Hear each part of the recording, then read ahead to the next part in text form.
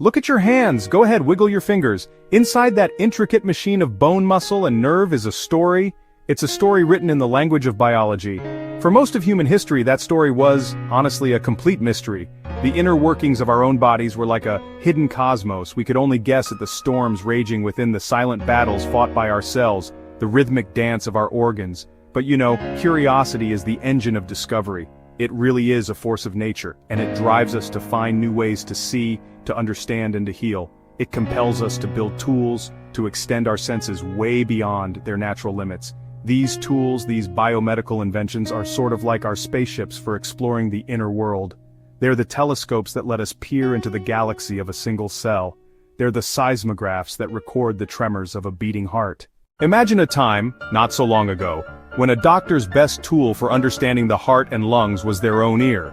To listen to a patient's chest, a physician had to press their head directly against the person's body. This was awkward, it was imprecise, and for many it was deeply uncomfortable. This was the world of early 19th century medicine. Now picture a shy and brilliant French doctor named René Laennec.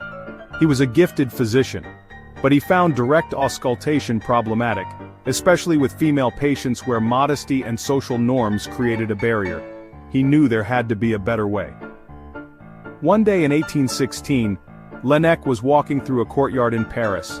He saw two children playing with a long, hollow piece of wood.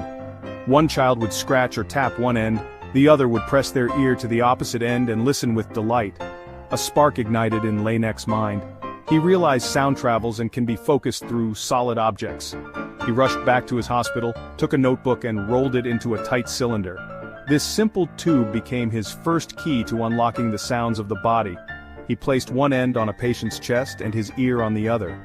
The result was astonishing. The sounds of the heart and lungs were not just audible, they were clearer and louder than anything he'd heard before. He could distinguish the gentle whisper of air filling the lungs from the rhythmic thump-thump of the heart valves. Laennec spent the next 3 years perfecting his invention, crafting it from wood, and naming it the stethoscope. Let's travel forward in time to Victorian England. The name Charles Babbage might ring a bell. He's often hailed as the father of the computer. He was a brilliant mathematician and inventor.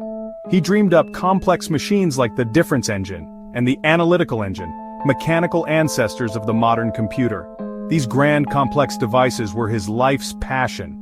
But his curiosity wasn't confined to a single field. His intellect wandered into optics, engineering, and medicine.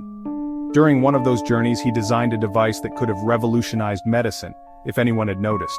In 1847, Babbage was studying the human eye. He was fascinated by this biological lens.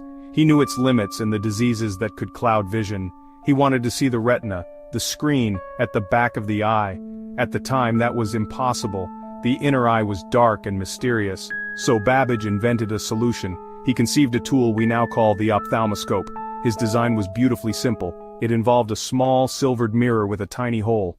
Our journey now takes us to a place often overlooked in the grand narratives of science, the home of an ordinary citizen with an extraordinary idea. We know very little about Anna Connolly. She wasn't a doctor, she wasn't a scientist, she wasn't a university professor. She was a woman living in the United States in the late 19th century.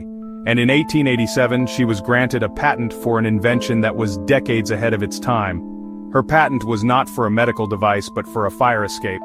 But this was no ordinary fire escape. It was a bridge of steel and canvas designed to save people from burning buildings.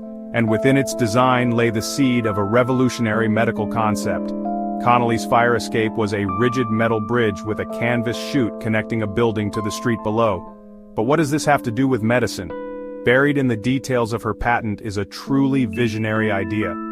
Connolly suggested that this same rigid bridge-like structure could be adapted for medical purposes. She described how a similar device could be used to create a sterile, enclosed passageway between a hospital ward and an operating room. René Laennec, Charles Babbage, Anna Connolly are not just historical footnotes. They are powerful reminders of a fundamental truth about the universe and our place in it. Progress is not inevitable, it is fought for. It is imagined, built and defended by individuals who often face the friction of their own times. Their legacy is felt in every medical tool, gifts from the past sent by people who cared enough to try.